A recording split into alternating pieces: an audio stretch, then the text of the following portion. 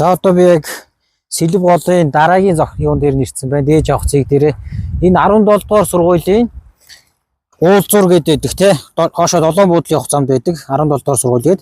За яг тэрнээс одоо ийшээ эргээд дарихлуу явж байгаа зам юм уу да. Тэрэн дээр байгаа гүүр. За эндээс тэгээ төгжөөд явж итэл угаасаа нөгөө юу маань харанхуй болж байна. Тэгээ өнөөдрийнхөө дээжлэх ажлыг бол ингээд энэ дээжээрээ дуусгая гэж бодож байна.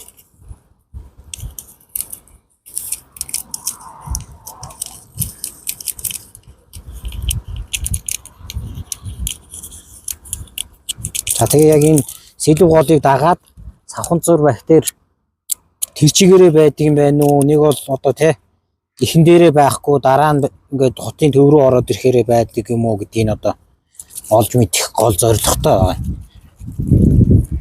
За тэгээ 48 цагийн дараа олж мэдээ.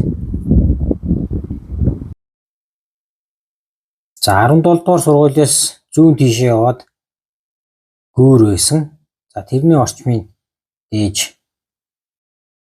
Эндээс бол илрээгүй харагдчих шүү те. Хадаа хүмүүсээс хадаа энэ ногоон биш вэ?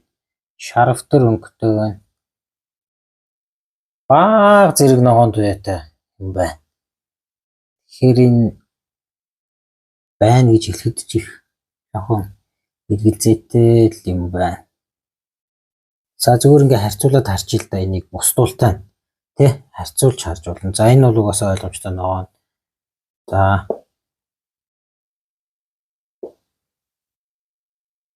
За энэ Сэлб голын эхнээс авсан нэг нь харуулж. За илүү энэ талдаа байх шиг байна. Илүү шаргал байна. Тэгэхээр энэ 17 дугаар сургуулийн энэ орчимд авсан дээр энэ авсан дээжин дотроос ямар ч хийсэн Савханцуур бактери илэрсэнгүй.